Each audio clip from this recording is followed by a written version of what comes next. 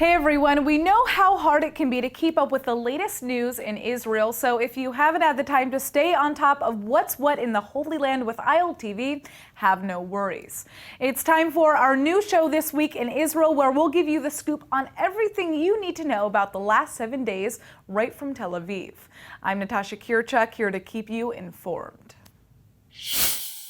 The situation along the Gaza border has exploded into one of the most volatile in years. Palestinian terrorists in the Strip have launched more than 180 rockets into Israeli territory over the last 24 hours, with several successfully striking civilian communities in Israel. At least 30 rockets were intercepted by the Iron Dome, and over 173 red alert sirens have been sounded across the Eshkol regional councils, Beersheva, Sderot, and more. At this time, an estimated 11 Israelis have been injured, including one who remains in serious condition. 13 more are being treated for shock and trauma.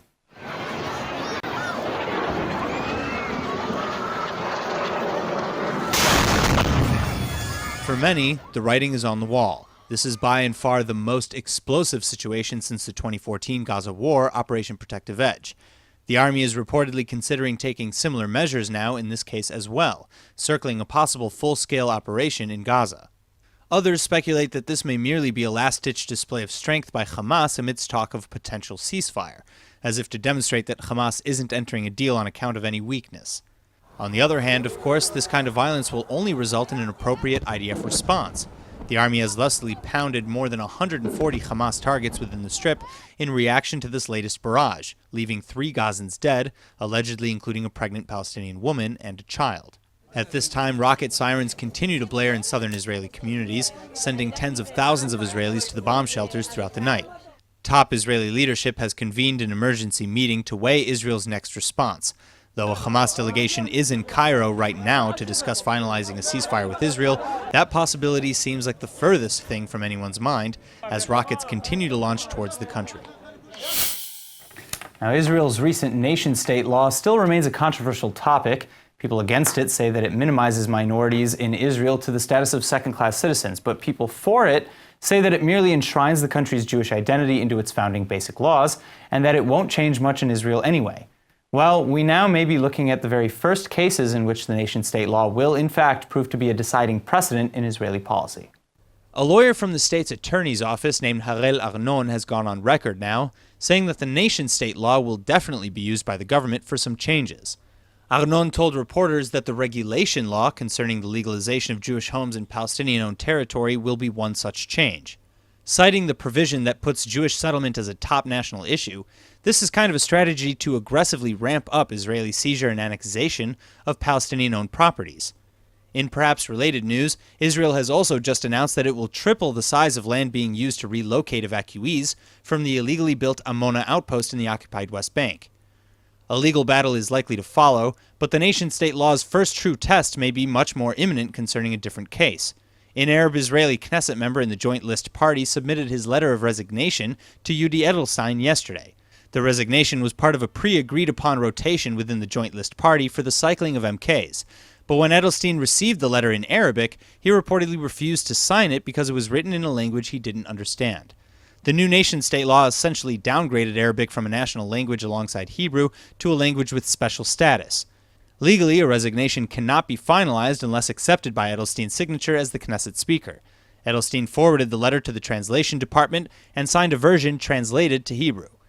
Other Arab MKs are also now threatening to submit their resignations in Arabic in protest of the new law, and President Rivlin has apparently planned to sign the final script of the nationality law in Arabic as well, as a symbolic protest against the legislation. Needless to say, this is all evidence of further debate yet to come. Today, the United States will resume its first wave in a series of intense financial sanctions against Iran.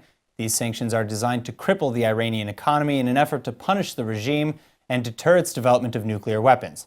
United States Secretary of State Mike Pompeo has affirmed that the White House will back these sanctions to the most extreme letter unless Iran halts its malign activities all over the world, including its mission to wipe out the state of Israel. The first wave of sanctions commencing today target the nation's gold and precious metal sector, as well as its automotive industry. In a last-minute delivery, however, Iran was able to secure 5 new commercial airplanes on Sunday from Europe before today's ban went into effect. The sanctions will also halt imports of Iranian pistachios and carpets, but the true test will commence on November 4th when the sanctions expand to Iran's oil sector and its central bank. In preparation for the anticipated fallout, Iranian officials have begun to ease laws around foreign exchange rules. The local currency in Iran, however, has plunged in recent months ahead of these expected waves of sanctions. European leaders are still scrambling to keep Iran in the JCPOA nuclear deal, but Iran has made it very clear that Europe, China, and Russia will need to balance out the impact of Trump's sanctions in order to make that happen. This is a difficult position considering Trump has threatened to sanction nations that don't align with U.S. policy. Some say that Iran will only play ball once its economy crumbles. Others worry that as Iran becomes more and more desperate, the regime may become volatile in unpredictable and dangerous ways. And now, IDF Chief of Staff Gadi Eisenkot has just met with the Knesset Security Cabinet to discuss the terms of the Egyptian UN-brokered ceasefire deal. While Hamas has apparently agreed to the terms, Israeli officials are considerably more skeptical coming away from the table. For now, a short-term ceasefire with Hamas seems far more likely than any long-term deal between the two parties. On paper, the terms of the deal seem within the realm of possibility, but as always, execution is a difficult two-way street.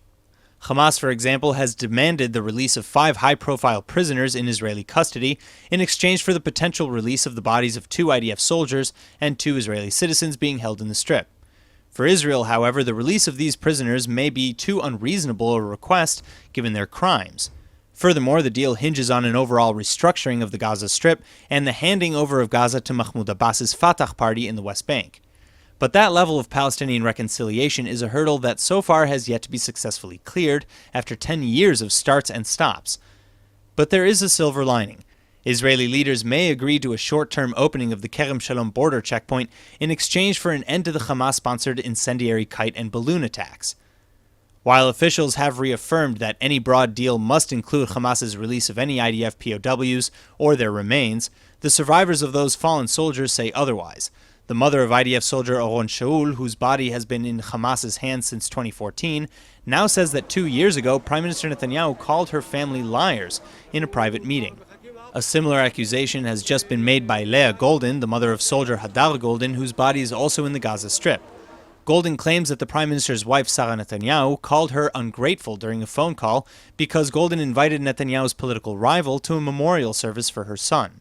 So it's not understandable that our Prime Minister will provide humanitarian aid to Gaza and initiate arrangements and other solutions for Gaza without requesting the return of Hadar and Oron as a first step.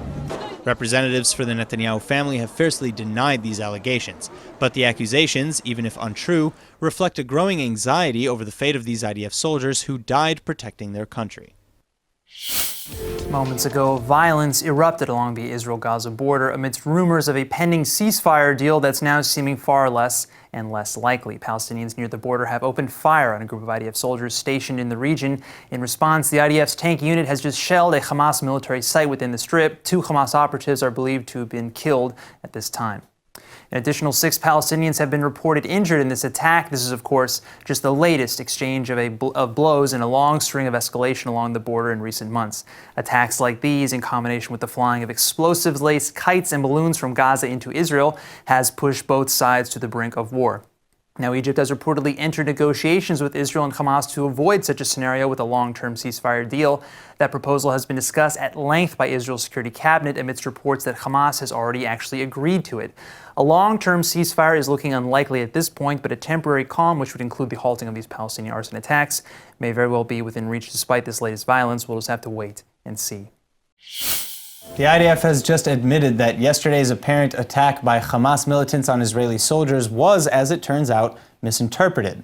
Army officials have now confirmed that a closed Hamas military drill was the actual source of yesterday's gunfire, mistakenly prompting an IDF retaliation. At least 2 Hamas operatives were killed in that counterattack. Though the IDF has reportedly admitted the error to both Hamas and Egypt amidst negotiations for a ceasefire deal, Army officials say that their retaliation was still necessary, even if it was a drill. They point out that Hamas failed to alert the IDF that they were conducting a live-fire exercise. Given the tight proximity within the Gaza Strip, the gunfire was heard by IDF soldiers near the border. The real-time war scenario is a very crucial one, leading officers to conclude that their troops were under attack. Now, the army did justify its attack with video footage published to social media yesterday, accusing Hamas of striking first. Hamas, in turn, however, has released its own video, which appears to prove the opposite, likely forcing the IDF to admit their apparent mistake. Still, given Hamas's mission to wipe Israel off the face of the map, these war games can still be interpreted by many Israelis as an act of aggression in itself. But with all sides cautiously optimistic that some kind of ceasefire deal can yet be reached, miscommunications like these threaten to topple any such deal. A bombshell report from Israeli media has accused the government of funding an institute that illegally seized a Palestinian home in the West Bank. Financial records recovered from the institute in question seem to confirm that Israel's culture ministry has been granting annual stipends of roughly $50,000 per year. By now, the total amount of money paid out is close to $250,000. The institute in question is an Israeli religious organization known as Misinterpreted. The group was originally founded in the year 2000 by the chief rabbi of the Jewish Ofra settlement in the West Bank, and over the years, it's frequently been accused of illegally seizing Palestinian-owned land using forged documents. The most recent case involves a decades-long dispute over a Palestinian home near Ofra. The Al-Watan company, apparently operating on behalf of Mishpete Eretz, claims they purchased the building from the 5-member Palestinian Shehada family in 2003, a buy that prompted Jewish members of Mishpete Eretz to move in. But according to the Shehada family, the family had taken their kids to see a doctor in Ramallah and upon returning, discovered a group of Jewish settlers in their homes carrying weapons, claiming that the building was now theirs. This erupted into a long legal dispute. In the end, the courts ultimately sided with the Palestinian family upon discovering that the settlers' purchase documents and contracts were all apparently falsified. Furthermore, though a representative claimed to have had lengthy meetings with the Shahadas at least twice to discuss contracts, he was unable to identify even one member of the family in court. The judge ruled that the building be returned to the Palestinian owners, but 10 days after the verdict, the IDF seized the land anyway, built a fence around it, and closed it down for unspecified security purposes. To this day, the Jewish settlers remain in the building and have apparently been receiving state funds ever since. News of the Israeli government's alleged funding of this group and its operations has been met with fierce anger from NGOs working on behalf of Palestinians. For them, this amounts to a long-held policy of illegally seizing land for Jewish expansion in the West Bank. But others see it as Israel's duty to claim this land for religious purposes at any cost. Neither the state nor representatives from any settlement groups have offered any comment at this time. Well, despite the government's stance that Israel's nation-state law does not, in fact, discriminate against minorities, outrage from those minorities has boiled over into massive protests. Last night, tens of thousands of Israelis, led by Druze leaders, rallied in Tel Aviv to protest this law, one which nearly 2 million minorities in Israel say downgrades them to second-class citizens. Take a look at this. أنا كنت أعتقد دائما إنه نحن مواطنين في دولة إسرائيل، نحن دافعنا عن دولة إسرائيل، نحن دفعنا ثمن كبير عالي وغالي لدولة إسرائيل. واليوم عقب 70 سنة بتيجي دولة إسرائيل بتقولوا لي ستوب أنت مواطن من فئة ثانية من فئة أقل. We're now witnessing a wave of protests. The Druze protests and other Israelis want to change this legislation. There's now an opportunity to ensure that alongside Israel as the nation state of the Jewish people, we will ensure that it's just as committed to our democratic components or to our democratic character, and to add an explicit allusion to the principle of equality. This can be changed and rectified and modified immediately when the Knesset convenes again or immediately after the next elections. When people ask us to consider ourselves, we consider ourselves as Israeli Druze. Today there is no the name Druze. It's a Jewish state, and we are not a Jewish. We ask the government and all the members of the Knesset to delete this law. Not to correct this law, to delete this law from the history. We are loyal, we are equal rights, and we are fighting in very strong struggle to be equal rights with the Jewish people here, because we paid the ultimate price, the blood of our children, to protect this border of this state. We are here to send a clear message to the Israeli government. We will not settle down for nothing less than equal rights as Israeli citizens. ILTV's Aaron Porras joins us now with more on this story. Hey, Aaron. Hey, Brett, thank you. And as you said, as many as 90,000 Druze and other critics of the new basic law took over Rabin Square in front of the Tel Aviv government building last night. And as we heard from some of the protesters, they're calling simply for equal rights under the law. And even though Prime Minister Netanyahu and other supporters of the bill are saying it doesn't discriminate, clearly Israel's minority populations don't agree. In fact, there were multiple smaller protests across several Arab Israeli towns as well. Sure. Well, we know also that not all supporters of the bill do agree that it's harmless. Several Knesset members, including Education Minister Naftali Bennett, have admitted that maybe mistakes were made in regards to the Druze anyway, though they do support this law overall. Now, Netanyahu did meet with Druze leaders last week who seemed to kind of accept some kind of terms of an agreement offered by the government to compensate them for this law, though, correct? It's true that several Druze community leaders and spiritual leaders and even former IDF Brigadier General in the reserves Amal Asad met with Netanyahu and his team last Thursday, and they did agree to create a committee whose sole purpose will be to strengthen ties with the Druze, support their community, and recognize them and other minorities who are in the military for their contributions. But not all the members of that committee walked away happy. In fact, it's been reported that Netanyahu himself abruptly left the meeting when the word apartheid was brought up. Right, and this was mentioned at the weekly cabinet meeting today as well, and Netanyahu echoed exactly what you just said, as well as Israel's need for the law, saying that it merely enshrines that Jewish identity into the basic de facto constitution. So the question is, what comes next if this outrage grows like it has? I mean, will there be more laws to protect each individual minority that feels threatened by this new law, along with the lines of what's being proposed by the Druze?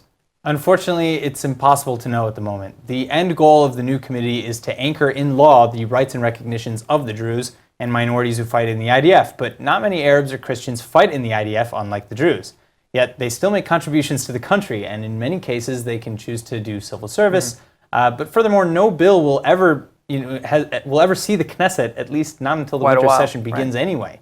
So we've got some time to kill before any real results will be reported. Right. Well, when the time comes for that, I'm sure you'll be back with more. Thanks for the update, Aaron. Now, there's been a lot of mystery surrounding U.S. President Donald Trump's still unseen outline for a potential Middle East peace plan between Israel and the Palestinians. And for a time, it wasn't even clear if that plan would be made public. But now it looks like it may finally be coming to light. The White House has begun staffing a new Mideast policy team to span multiple units for possible negotiations, a big sign that this proposal could be unveiled in the very near future. Trump campaigned on his promise to deliver the ultimate deal of Middle East peace, tasking his son-in-law Jared Kushner with the difficult task that has eluded past presidencies. But skepticism remains high that the Palestinians will even be receptive at all, even to a good deal, following their outrage to several U.S. policy decisions over the last year. The rift first exploded following Trump's decision to recognize Jerusalem as Israel's capital and to relocate the U.S. embassy there accordingly. For Palestinians, this was widely seen as an end to America's role as an impartial negotiator to the peace process.